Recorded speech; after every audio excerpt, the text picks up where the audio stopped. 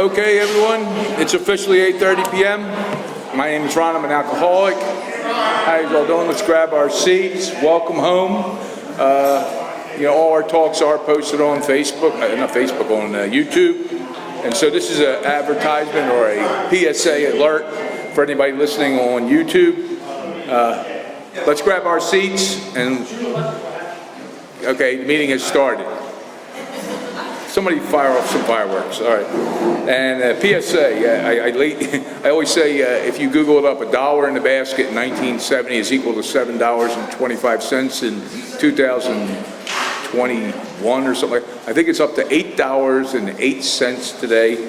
So tell people around, as you go to other groups, that the old dollar in the basket just doesn't go as far as it used to. Now with that, let's get down to having some fun here tonight. We're going to bring in the greatest chairperson in all of AA, all the way coming in from Canada. Let's welcome Kara.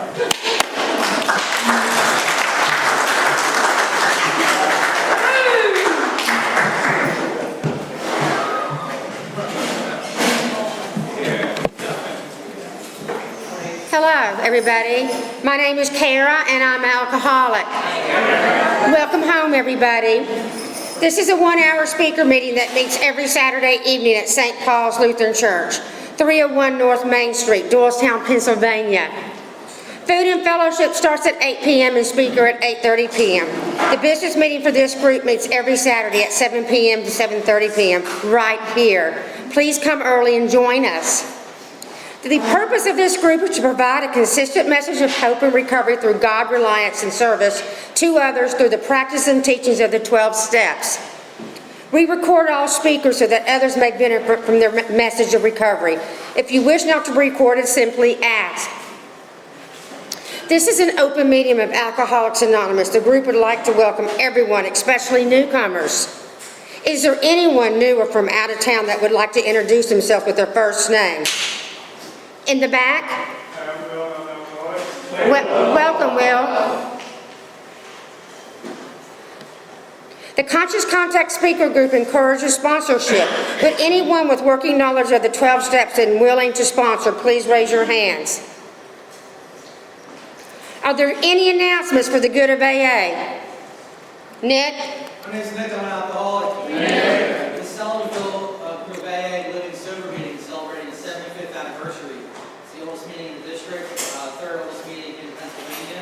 That's this Monday at 6:30 in Purpose City, St. Andrews Lutheran Church.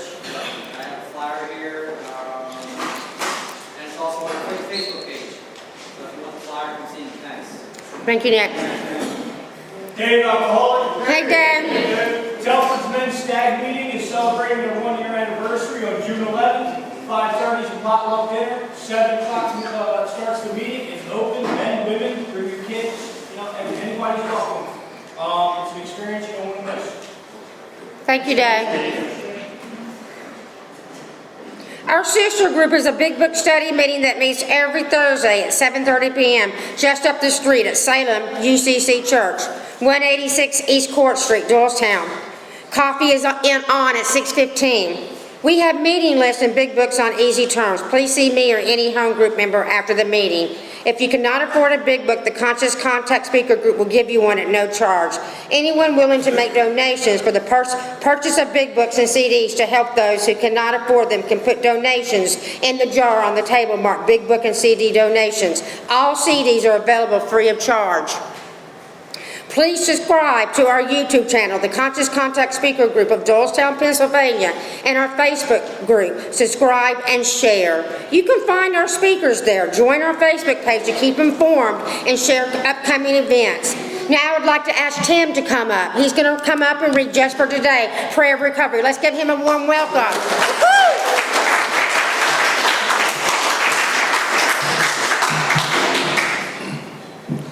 Good evening. My name's Tim. I'm an alcoholic. And this is the Just for Today prayer. Just for today, I will be agreeable. I will look as well as I can, dress becomingly, talk low, act courteously, criticize not one bit, not find fault with anything, and not try to improve or regulate anybody except myself. Now I'll bring up Brian with the preamble. All right, Brian.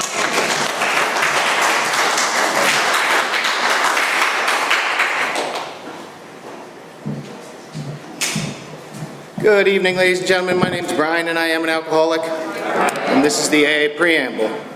Alcoholics Anonymous is a fellowship of men and women who share their experience, strength, and hope with each other that they may solve their common problem and help others to recover from alcoholism. The only requirement for membership is a desire to stop drinking. There are no dues or fees for AA membership. We are self-supporting through our own contributions. AA is not allied with any sect, denomination, politics, organization, or institution, does not wish to engage in any controversy, neither endorses nor opposes any causes. Our primary purpose is to stay sober and to help other alcoholics to achieve sobriety. And with that, I'm going to bring Nick up here. Nick's going to read our 12 Steps to Recovery.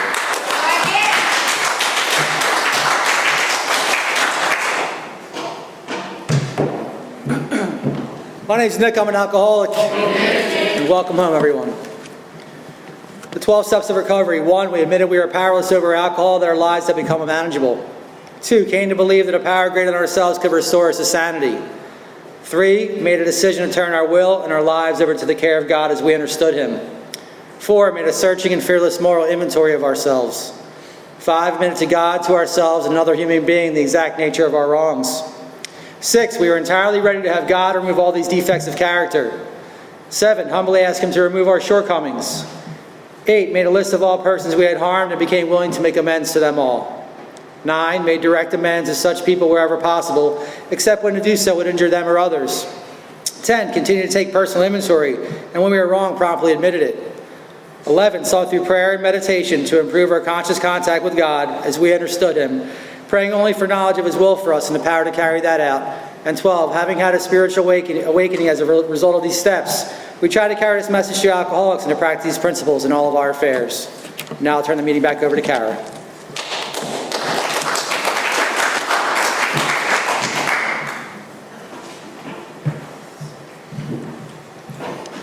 The 7th tradition states, every AA group ought to be fully self-supporting, declining outside contributions. At this time, I would like to pass the basket. We have no dues or fees, but we do have expenses. The group provides many services. Your donations cover food, rent, big book CDs, events, and workshops, etc. There is absolutely no smoking on church property. Please take a moment to silence off cell phones and limit movement during the meeting to avoid distractions. Now, I'd like to introduce the speaker as a good friend of the Conscious Contact Speaker Group. Let's give Tiffany a warm welcome. She came all the way from Coatesville, Pennsylvania. Woo!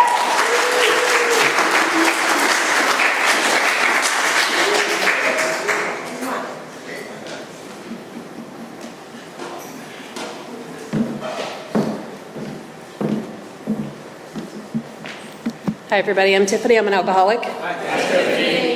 First, I want to thank Ron for for reaching out and asking me to be here to speak and share with you tonight. It is an honor and a privilege to be in service to AA.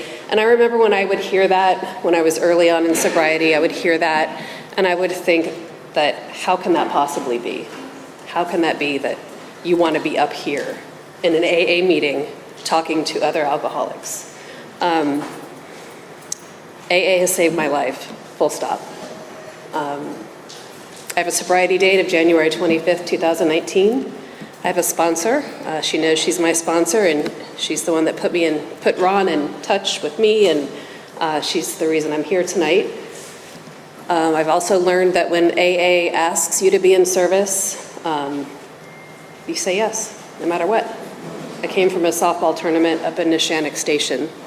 I ditched my fan gear, put on my suit, and here I am, because it's important to me. I have a home group. It's the Coatesville Message of Hope meeting that meets on Tuesday evenings at 7:30 in Coatesville City. If you're ever out that way, please come. It's an hour-long speaker meeting, and Coatesville City is not that scary, despite what you've heard. I'll share with you what I know best, and that is my story, my experience, strength, and hope. And it's still to this day is amazing to me that anybody has any interest in what I have to say, especially about my drinking career. I didn't think I could possibly ever be of use to anyone. I didn't think my story would matter. I didn't think it was anything that I ever wanted to repeat, let alone share in a public forum and have recorded. So I was born and raised in a small town in Kansas, one of 2 kids. My brother lives in Hawaii. I live here. That tells you about how we wanted to get out of Kansas. My parents were married for almost 54 years. My dad just passed in February. And I had never seen my dad drink because when I was a baby, my mom gave him an ultimatum and said, either you put down the Jack Daniels or I'm taking the kids and I'm leaving. So he did that, and I now recognize that he was probably one of us with all of the isms and went through his entire life with untreated alcoholism, and it hurts my heart now that I know that there's a solution and that living in that kind of pain and that kind of fear doesn't have to be. And I had the opportunity, I'm getting a little bit ahead of myself, but I had the opportunity to make an amends to him in his casket. Unfortunately, I didn't get there in time. But I had a real big problem with my dad. My list of things that I was angry about was very, very long. And, I'm 5 years sober, and I had not made that amends to him. But at the recommendation of my sponsor, she said, why don't you write him a letter? And, I read it to him. And I just, like I said, knowing that there's a solution and that for me, it's here in these rooms as a result of the 12 steps, I wish he would have known or would have given it a shot, because I think he would have had a much happier life. And my mother, she was married to a dry drunk for 40-some years. And for a long time, I had resentments at her. I told my sponsor I thought she was weak and stupid. And my sponsor said to me, she was married to an alcoholic for 40-some years, 50 years, whatever it is. And she said, I don't think that's weak and stupid. I don't think that's weak at all. I think that's really, really hard. So that gave me some perspective about my mother. I'll get into that a little bit more, but I was raised in a small town. Went to Catholic school 12 years. I was raised Catholic. We went to church every Sunday. If you were going to miss church, you had to have a fever of 104 or a softball or a baseball game. That's it. That's the only reason you can miss. So it was a really big deal. We did a lot of church activities, that sort of thing, and my parents were very strict. My dad he ruled the house with an iron fist. We were beat with a belt for what I deemed now minor infractions, but that's just the way it was. I had a curfew when I was in high school.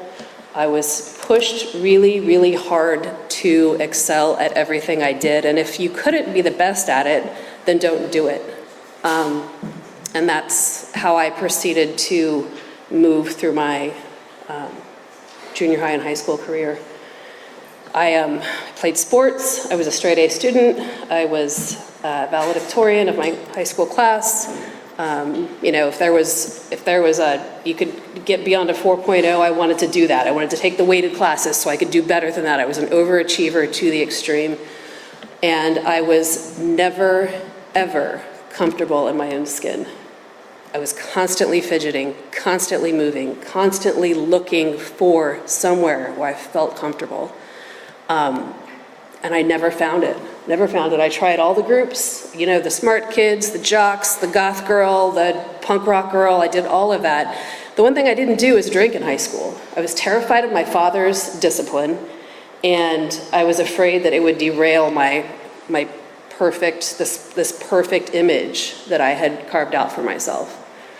Not only that, but I didn't hang around a lot of kids that drank. It wasn't really accessible to me, and I didn't seek it out. And so alcohol didn't come into the picture until I went to college. And when I went to college, I went from this small Catholic high school in a small town to a smallish liberal arts college in another smallish town, because I had a full ride academic and athletic scholarship. And it was like high school extended. And it was the same thing. I couldn't fit in. I didn't find my spot, even though I was on sports teams and I was a good student. I just remember feeling like I did not understand. I didn't get the rule book on how to function in life, like as an adult or in social situations. I'm still really socially awkward. I'm pretty shy. I don't like being the center of attention at all. No surprise parties. Don't surprise me with like anything, which drives my family crazy. But I'm uncomfortable with that. Being up here is uncomfortable. But do what you have to do. And so as I navigated that first year of college, I decided that I don't want any part of this. And I always had, aside from not feeling like I fit in, I always had this desire to leave. Like I wanted out of Kansas. I wanted out of where I was. It was boring. It's really hot. It's really cold. It's really flat. And it's not very pretty. And I wanted to see what else was out there. So little did I know, even before I started drinking, I wanted to do a geographical, I was trying to get away from me, is what it was. So I transferred from that small liberal arts college to a big 12 college, a big university, and walked away from my scholarships, walked away from my commitments and my obligations to anyone or anything.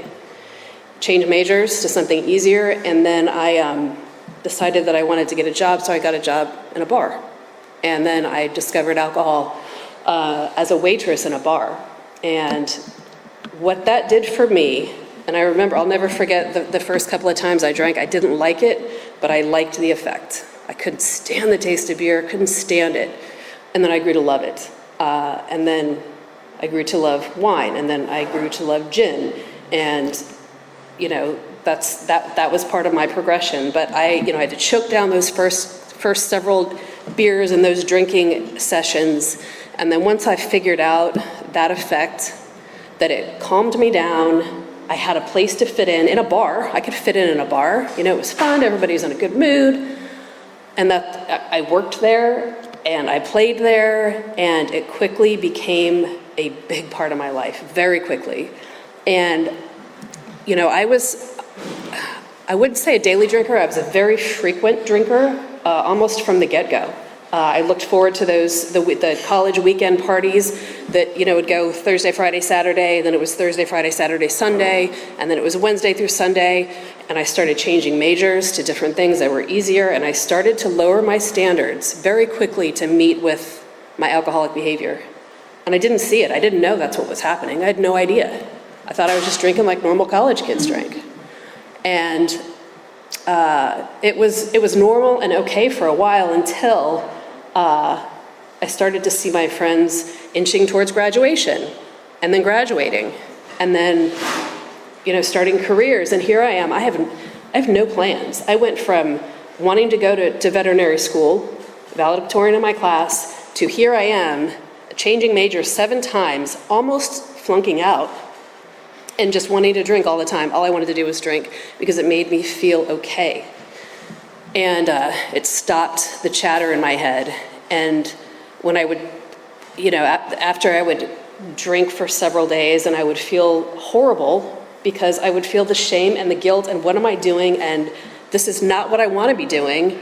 And I would go back and drink more, and it just started. And what happened is I finally did graduate by the skin of my teeth with a general degree in something.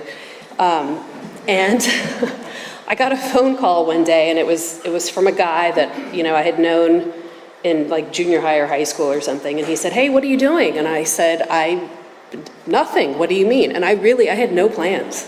I had no plans for my future, nothing. I was in this small college town, and I thought, well, I can stay here for a while till I figure it out, because it's really acceptable to drink a lot here, and nobody really notices. And he said, "Hey, well, I'm out in Philadelphia. Why don't you come see me? Come hang out." And I was like, all right. So I booked a flight and came out to Philly, and Philly's a drinking town. I mean, it was fun. My first stop was Standard Tap, and then we went, we hit all the spots. And I'm dating myself, but an old city in Northern Liberties, we hit all the spots, and he showed me around, and long story short, I moved here. It was my geographical. He was my way out, right? And we got married, and kept drinking. We were the fun young party couple, and kept drinking, kept going out, and our friends started to buy houses and then start families. And here we are, I'm like the dead weight on this guy. He's like, why aren't we moving forward with things? I'm like, because I didn't want to. I didn't want to be married to him. I knew I had made a colossal mistake, and I didn't know how to get out of it. I called my dad and I said, I think I made a mistake moving here. And he said, well, tough, figure it out. And and I was also raised where you're married for life, right? So divorce, there was no divorce in my family, none. You didn't even say the word, it simply wasn't an option. So I, went on and did the thing and bought the house and started having the kids, just checking the boxes. I didn't know myself. I didn't know what I wanted. I was just adrift. And alcohol was the only constant. And as this whole time, my drinking has continued to progress. At this point, I am absolutely a daily drinker. By the grace of God, I didn't drink during either pregnancy. I do to this day, no idea, no explanation. Because by that point, I was unable to go more than 24 hours without drinking. And it was still beer at this time, which, is whatever. Gin was the game changer. I'll get to that. But, after I had my son, I picked right back up where I left off, and I was feeling the immense pressure of having a full-time job. I worked at a law firm. I had to have that all together. You can't have any cracks in that facade. I didn't have any family here. I left them. They weren't coming to visit. His parents lived on the main line. They weren't coming to the city where we lived. They didn't want to come visit. They didn't want their BMWs to get scratched up. So I felt like I was really, really alone. And for the first time, I started to, after my daughter was born 2 years after my son, I hit that depression. I started to really dip down and feel that loneliness and that isolation that I came to know really, really well at the end of my drinking.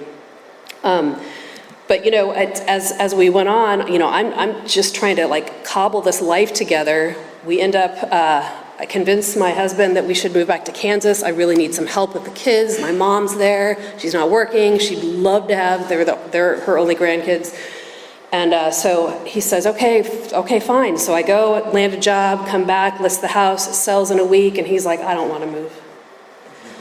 So here we are with 2 little kids, and we've just sold our home, and now we're going to go rent. And at that point, I completely detached from everything, and started to drink like I meant it. And it was the only thing that mattered anymore at all. He would go outside and play with the kids. I would not. I would stay inside and drink under the guise of cleaning or doing something like that. But it became the most important thing.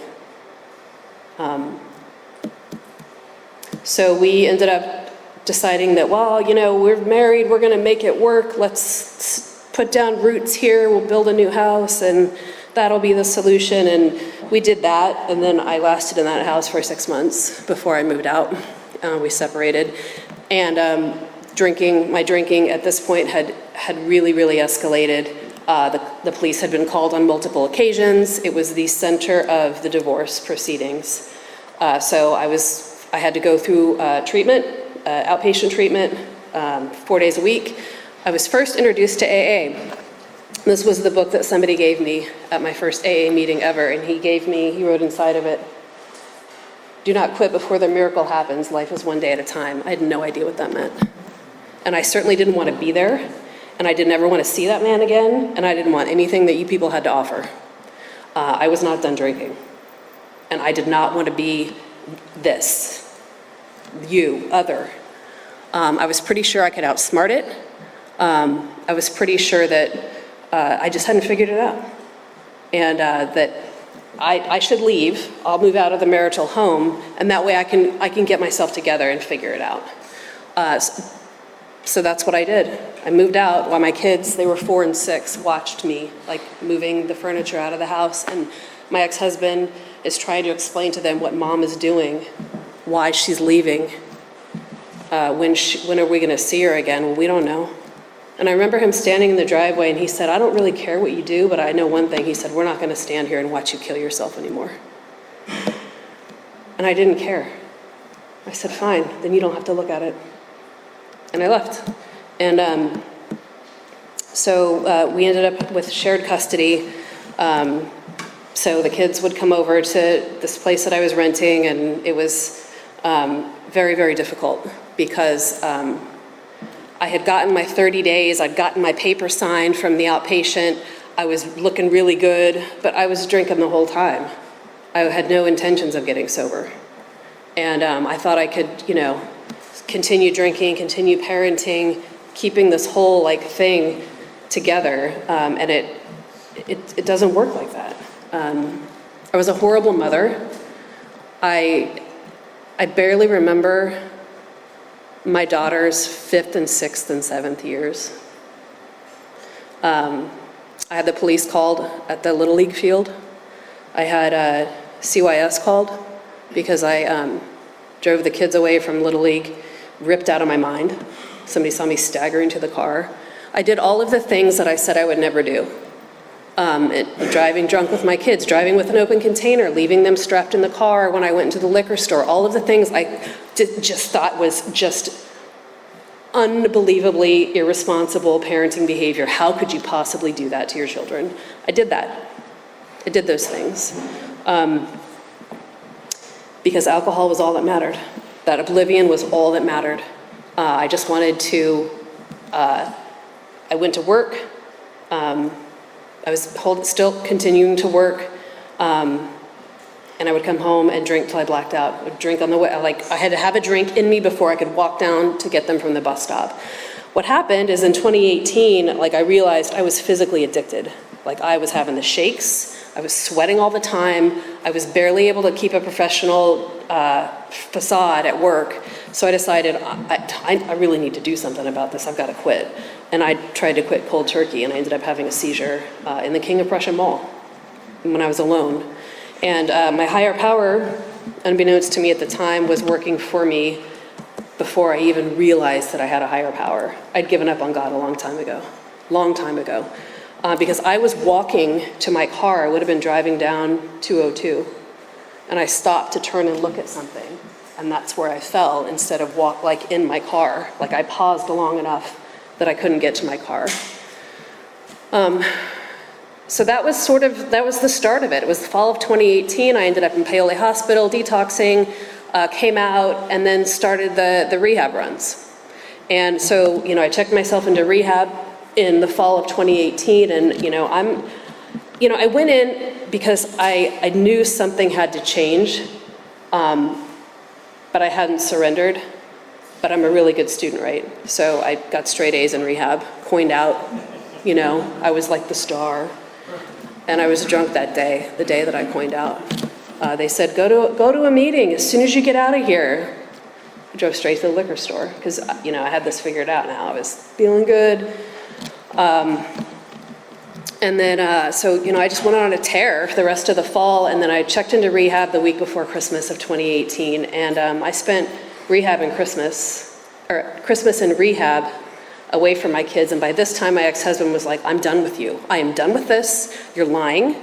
He filed for sole custody of the kids the day I got in, and he got it. The judge was more than happy to, it was all there. I handed him everything on a silver platter. He took the kids and he said, I don't know when you'll see them again. He did bring them to visit me on Christmas in rehab. And that was an absolutely soul-crushing moment. But I got out of rehab, and I didn't stay sober that time either. It took me 48 hours this time to pick up a drink. So I called the rehab and I said, I don't know what to do. And they said, come back, we'll detox you, and then you're done. That's all we can do for you. And when I went in that last time, I remember feeling like this is the end. I'm really close to the end of my life here. I was really, really, really sick. At this point, I had neuropathy. I couldn't walk. I was crawling down the stairs to get to the stuff, to drink it, just to like be able to, I don't even know. It was a horrible way to live. And I remember the day before I called and had a driver come and get me because I couldn't drive. I couldn't walk. I just remember feeling like I was in this weird purgatory where I wasn't living, but I couldn't die. And I just wanted to die at that point. I thought my kids would be better off without me. They were doing fine with my ex-husband. They would be cared for. My parents would see to it that financially they were taken care of. And I was right here in this weird space. And there was no hope. There was that loneliness, that despair, that pitiful, incomprehensible demoralization. I felt like a piece of garbage. I've never felt that low, and I didn't know I could ever feel that low. So I went back in, and I remember, that when you go into rehab, if you've never been, they go through your things to make sure that you don't have anything that you're not supposed to have while you're in there. And the woman that was going through it, she looked at me, she said, "Have you had enough yet? Haven't you had enough?" And something clicked, and I thought, what am I doing? I'm not going down like this. This is not how my story is going to end. It's just not. I used to run cross country, and like when you run a long distance and you reach a point where you're like, I'm going to stop. I'm just going to stop. And then something in you is like, no, you're not. You're going to keep going. That's what that clicked. And so every time I went into rehab, I really, really wanted it. I really wanted to stay sober. I really did. And I just couldn't do it. And this time, I surrendered. I was just like, I've got nothing left. I have nothing left. My scorecards all read 0. I had no kids, barely had a job. And for the first time in my life, I listened and did exactly what was suggested to me. I went to sober living, out of rehab, took a leave of absence from work, went to intensive outpatient, did a 90 and 90, found a sponsor, and started to listen, and started to try to see if I could actually not drink, because I didn't know how to not drink. I didn't know how to be sober. I didn't know how to do grocery shopping or laundry or cooking or cleaning or pay bills or do anything sober. Nothing. Alcohol was my constant companion from age of 18 until 43 when I walked into these rooms. It was the one thing I could count on. And what I know now is that it was my higher power. And it stopped working. I had nothing. So as I started working the steps, I got a sponsor, started working the steps, and we had gone through step 3, and she relapsed and tried to commit suicide and disappeared. And I was like, what is this? And I realize now that my higher power cannot be a human being either. So here, as I'm doing step 1, which is admitting that I'm powerless over alcohol, that my life was unmanageable. My life was so clearly unmanageable, that wasn't even a question. The powerlessness thing, though, I had a real problem with that because to me that meant weakness. And I was not going to admit weakness. Even though I was broken, I was a shattered human being. I was a shell of a person. I weighed 30 pounds less than I do now. I looked dreadful. But admitting that I was powerless meant that there had to be, the alcohol's gone. My kids are gone. I'm powerless over the thing that worked. I have to find something. Otherwise, I didn't know, like, I don't know. And what I found is that, steps 2 and 3, coming to believe that a power greater than me could restore me to sanity, I wasn't even sure about that. I didn't even know what that meant. I just knew that when I walked into the rooms of AA, there was a power in there that I could feel. It wasn't words on paper. It was not a book to read, which I love this book. I love reading. It's all, I read it and read it and read it. I didn't understand it until I started working through it with a sponsor. But there was a power in these rooms that I couldn't deny. And so I went to a lot of meetings because I wanted that. Now, I did not want to be around people. At the end, I was all alone. I didn't want anything to do with anything that had no hugging, no touching, no shaking hand, like none of it. Alcohol got me alone and tried to kill me, and that's what it does, and that's where I was. But coming into the rooms, what happened is somebody said, just keep coming back because you'll see the people in the rooms, they care. They care that you're coming back because that means you're not drinking. Or even if you are, that means that you're not dead. Because this thing is fatal. If you don't treat it, and we're showing you what the treatment is, it's these steps that, again, I didn't understand. They were like, but this is a life and death errand, for real. If you don't know it now, then you won't get it. Because I was really, really sick, and I said, okay, I can get that. And then, made a decision to turn my will and my life over to the care of God as I understood it, Him. I had a real problem with Him, had a problem with my dad, a problem with the Catholic Church, a problem with priests, and a real problem with Him. My sponsor said, okay, then why don't you craft your higher power? What do you want it to be? What would you look for in something, a really good friend? Or whatever it is. And that worked. I figured out that there was a power greater than me because I had the experience where when I was trying to get sober and I kept coming out of rehab and I would drink again, and it was just this thundering, relentless obsession.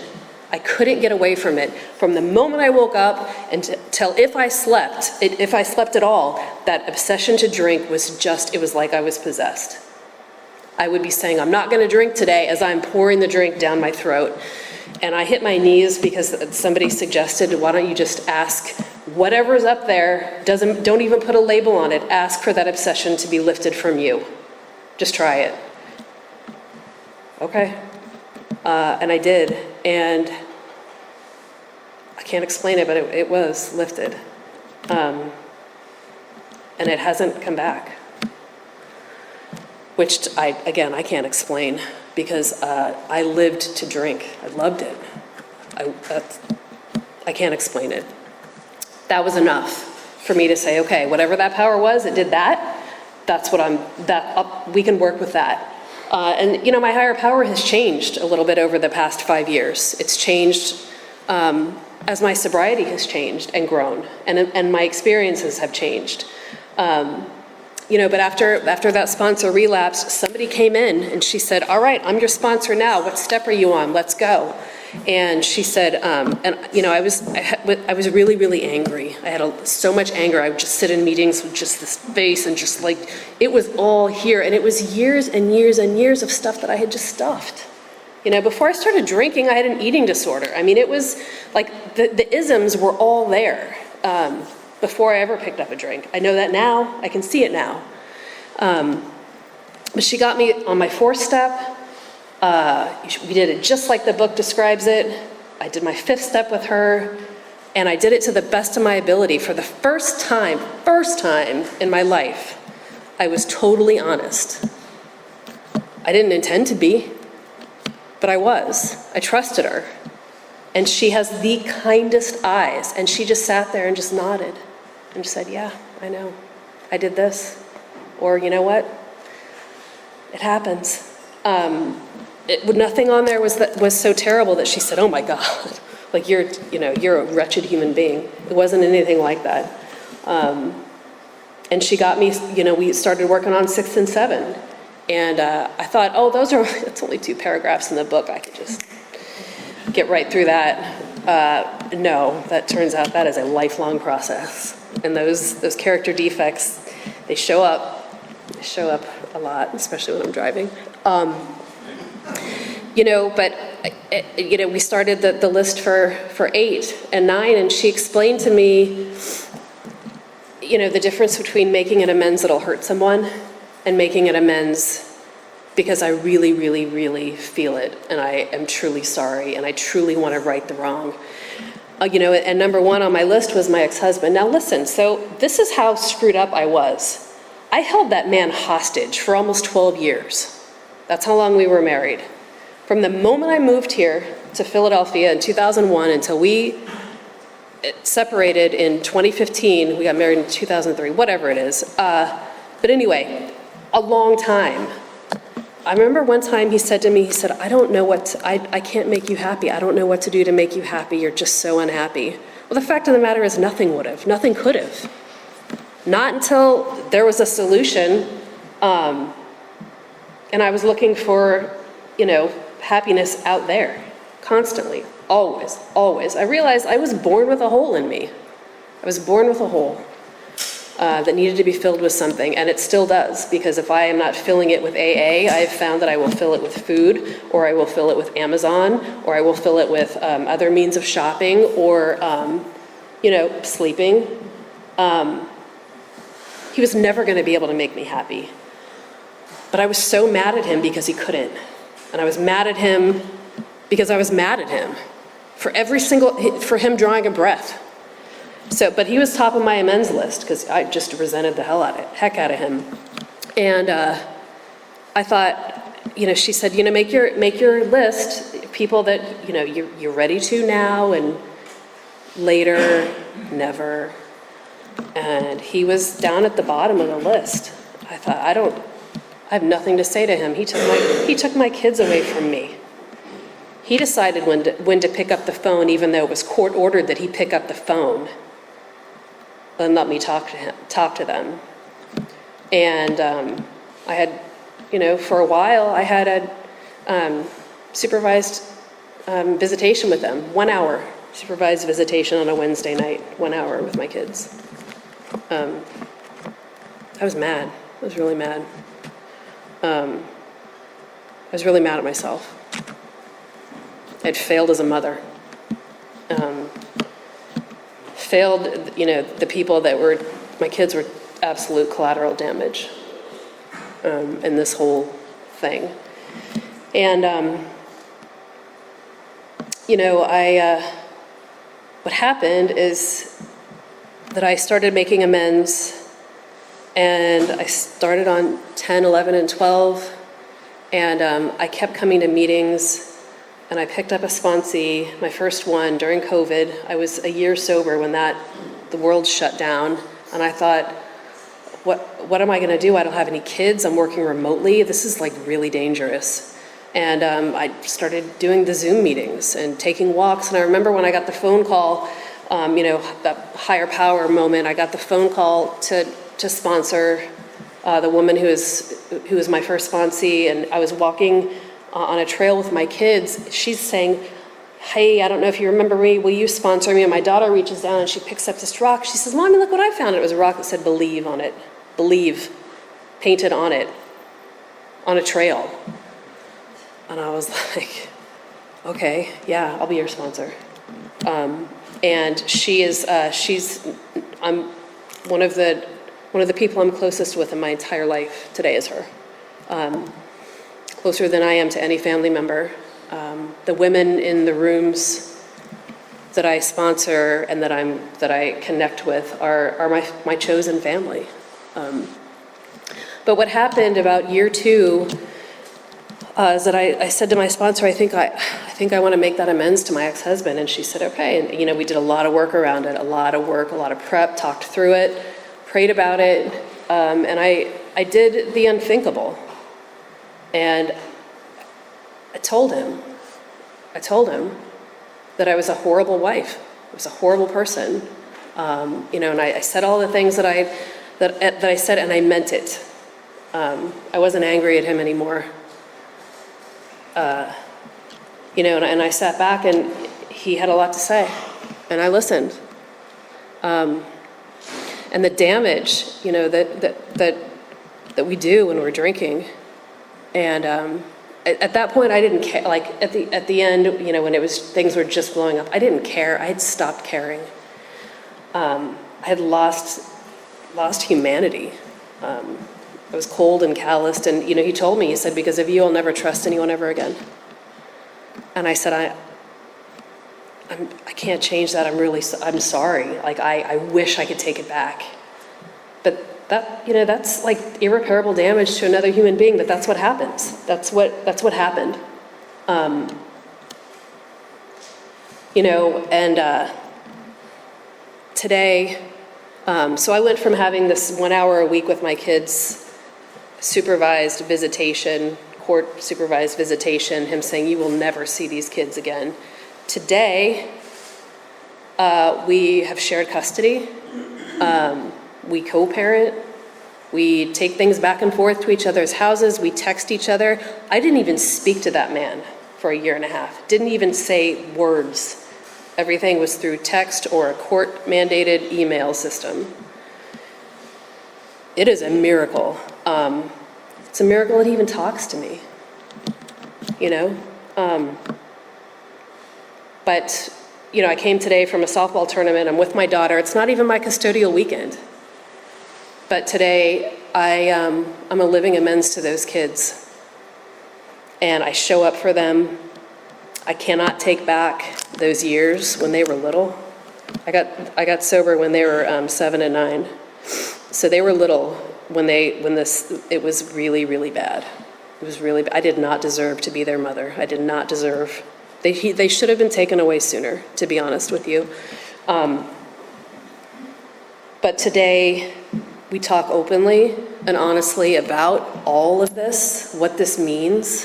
They know that this comes before anything else in my life. When I'm on if I'm in my office on an AA Zoom meeting or whatever with a sponsee, they know that there is like nothing, everything waits. But I show up for them. I didn't think they would ever speak to me again. I didn't think they would ever want to be with me over their dad. Not that it's a competition, but like, you know, if somebody gets mad and they're like, Mom, can you come get me? That would have never happened without this program. It would have never happened. I remember my son saying, Mom, I was really scared of you. And like, this is what they looked like when I went to rehab. They were little. Today he calls me, like he wrote me this text for Mother's Day, and I like broke down about how proud he is of me and how he can come to me with anything. And you know, that's today. That was last Sunday, whatever. But the fact that relationship, those 2 relationships, those 3 relationships have been mended is a miracle. I didn't think I deserved that. But today, now, I know that what I did when I was in my active drinking is a different person than when I am sober and working a program and doing the next right thing, helping others, reaching out, thinking less of myself. That whole humility thing is not thinking less of myself, it's thinking of myself less. I just said it wrong, but I thought humility meant humiliated. What humility means is, I'm not that big of a deal. Like, you know, they can have the spotlight. I don't even like the spotlight. And so today, you know, my kids they're on 3 teams each, so we're busy, and I get, like, I'm in a hotel with my daughter, and I wasn't allowed to I could have even have considered taking her across state lines. You know, and today she's, you know, I'm there. And, you know, I remember when I was new and, you know, I would hear speakers in rehab, and I would see them up on the stage and think, how do you ever, like, get to that point? And reading, the promises. For painstaking about this phase of our development, we will be amazed before we are halfway through. I didn't know what that meant, but I know now what that means for me is that after I got through step 5, there was a change. There was a monumental change in my spirit, in my psyche, and the way I looked at other people. Because I realized that I had lived 43 years about me.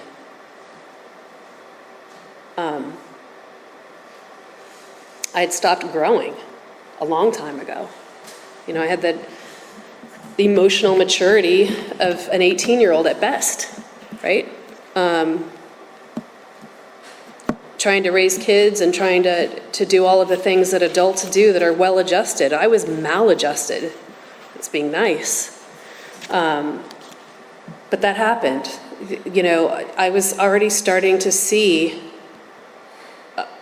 what these steps do, and I just did not understand this. I didn't want any part of it. And it took a while. And, then we're going to know a new freedom and a new happiness. What's funny is I drive around with a European tag and it says freedom on it. And I got that tag a long time ago. And I didn't really know what true freedom was. It has a special meaning to me personally. But there is a new freedom. And you know what that means to me? Is that means that when my kid calls me at 11 o'clock at night and he's over at a friend's house, he's like, I don't like what's going on, can you come get me? I don't have to worry about, am I too drunk? Or what condition I can't drive. I told my kids, I will show up for you anywhere, anytime, doesn't matter, no questions asked. Because I didn't have that. I couldn't go to my parents with stuff. But that freedom, I can get in my car and I could drive to Colorado tomorrow if I wanted to. I'll tell you what, for years, I couldn't go anywhere after 5 p.m. And then after a while, I had a blood alcohol level around the clock. I wasn't safe to drive at all for a while. I don't have to worry about that today at all. That's freeing. I don't have to worry about what time the liquor store opens or closes. I don't have to worry about what my bank account looks like. My stuff is in order. Not that I plan as best I can for today, but I worry so much less. And that leads me to, the turning it over thing. That was a really hard one because I didn't want to turn over the control of my life to something I couldn't see. Like, that's ridiculous. Like, at this point, I'm a reasonably functioning adult. I can make my own decisions. I can choose the things. But I'll tell you what, the freedom in turning over my will and my life over to a power greater than me has been the most freeing thing that I have done to date. And I didn't understand it. There is such a comfort in knowing whatever it is, like life's happening. Life is a little nutty right now. Whatever it is, it's gonna be okay. It may not be easy, but it's gonna be okay. And I also have a network of people in these rooms that know exactly how I feel and know my kind of crazy and know that my first reaction is to reach for a drink. And they'll say, no, let's do this instead of what my first reaction is. Luckily, that is less and less so today. I don't think about a drink much, but I'll tell you what, we're on 2 travel ball teams and those parents drink. So what I do is I just disappear and I, hop on a Zoom meeting or, call one of my sponsees. Today I understand what serenity means. I'm calm. If you knew me before, I was not a calm person. I had this frenetic, crazy energy about me. I couldn't sit still, and I was just like all over the place. And today, when something goes wrong or something happens, I am the voice of reason, which is another miracle, because that was most certainly not the case. I could eventually get there, but now it's okay. Well, what are we working with? And let's figure it out. And my kids, they're kind of like, you're not mad? No, I don't know. And this is the one, no matter how far down the scale we have gone, we will see how our experience can benefit others. I remember when I was talking to my sponsor and we were doing my 4th and 5th, and I said, I was like, I'm so filled with shame. And she said, I promise you that your experience is going to help another woman. I promise you that. Somebody's going to hear what you went through and they're going to say, oh, I'm not the only one. And they'll see that you made it through to the other side, and you're going to show them how. And that has been my experience. Feeling of uselessness and self-pity will disappear. Yeah. If I'm in self-pity, I'm not working my program. If I'm feeling useless, I need to be in service. It's just that simple. We will lose interest in selfish things and gain interest in our fellows. Yeah, absolutely. That's not to say I still don't like to do stuff. You know, I like to hang out in my garden by myself and do that kind of stuff. But when somebody calls or somebody's struggling, I'm there, I show up. I took a coffee commitment. You know, nobody was making coffee, and you know, for our meeting, and I said, I'll do it. You know, I don't know, there's no newcomers that wanted to do it, and you know, that's just a way I can be useful. And I try to look for those opportunities, even if it's just holding the door, being a decent human being. I was not a decent human being. I was rude, and I was just angry. And today, I'm better and better about catching myself when I start to be like that. And again, I know what the problem is. I know that I'm disconnected from here, and I'm disconnected from there. And I know how to fix that. I know how to find the solution today. Self-seeking will slip away. Yeah, it's not about me anymore. And that's fine. It was about me for long enough. A whole attitude and outlook upon life will change. Yeah, I don't look at life as this long, painful slog towards death. You know, I had that life. We're fortunate in here. We get two lives in one lifetime if we do it right, right? So you know what it's like over there. It's better on this side. There's options and there's solutions. There's always options on this side. You know, my sobriety, I look at it like I feel comfortable with it, but it's also very fragile because I know that, you know, something can come up. I don't know what's going to happen, to be honest. And I try to look at it like it's a Fabergé egg. You know, it's fragile, and I need to take care of it. I heard a haunting thing the other day. Somebody said, you know, at a meeting, who here is in their first 30 days of sobriety? And people raised their hand, and then he said, who here is in their last 30 days? Don't know. But I know that if I'm not connected, if I'm not here doing this, that could be me, and it happens quickly.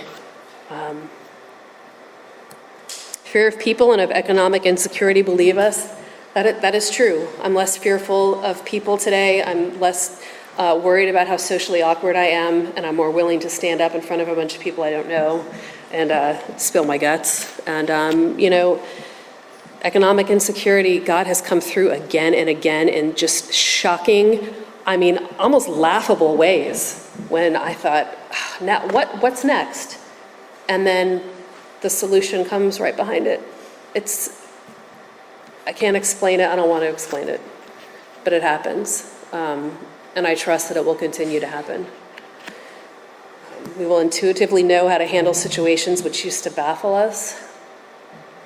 Yeah, because I'm not crazy and squirrely anymore, you know? And I know the one thing that will always get me an answer, and that is prayer to my higher power. Keeping that line of communication open, the answer will come if I'm listening. Not if I'm talking, not if I'm ruminating, not if I'm pacing, not if I'm angry. If I'm listening, it'll come. Suddenly realize that God is doing for us what we cannot do for ourselves.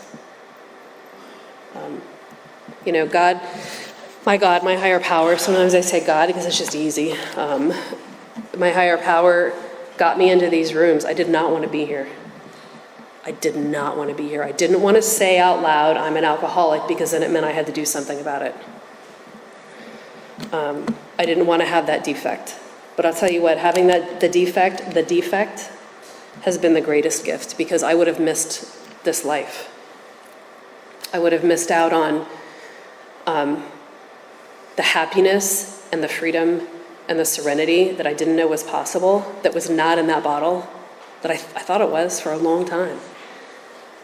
But whatever happens as a result of working these steps, in my opinion, is nothing short of a miracle. It just, I can't explain it. Again, I don't want to explain it. I know for me that my life has changed indescribably. And I know that as long as I keep coming back, keep showing up, keep doing the work that I know I have to do. This is a daily program. It's a daily reprieve. I have to do work every day. I will reap the rewards and continue to reap the rewards, and therefore the people around me will too. So with that, I will keep coming back. Thanks for having me.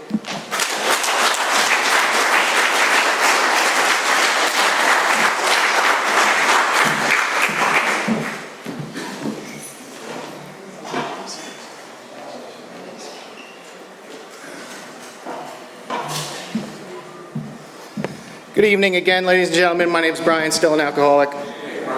First and foremost, I want to thank Tiffany for coming out to our group here tonight, delivering an incredible message of hope and recovery to our group. Let's give her one more round of applause. A couple quick announcements and we'll wrap up the meeting. As always, the food and the fellowship for this group starts at 8 o'clock. Feel free to get here early, enjoy the coffee, the food we put out. If you want to get in service with this group, we could always use help setting up the meeting. There's always a meeting after the meeting, so if you're out there, if you're new, you're struggling, grab somebody after the meeting. We'd love to help you out, get you some phone numbers, get you some meetings to go to. It's always customary for us to thank our speakers. They come here on their own time and expense, so we'll usually form a line in the front here, and we'll thank our speakers personally. Thanks to everybody for helping out for the meeting tonight. Thanks to our greeters, our readers. Thanks to Miss Kay for taking care of the kitchen back there, and let's thank our speaker one more time.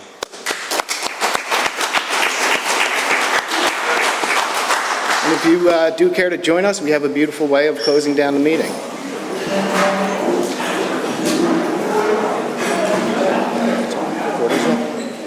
Oh yeah, we're going to circle up. We've been circling up again, so we'll circle up and hold hands.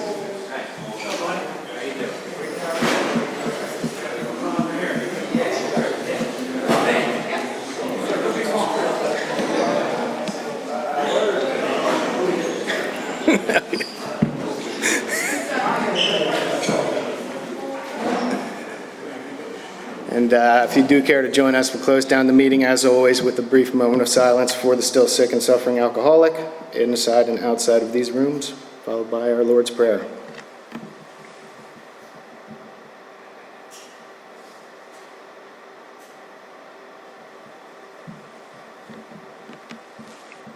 Our Father,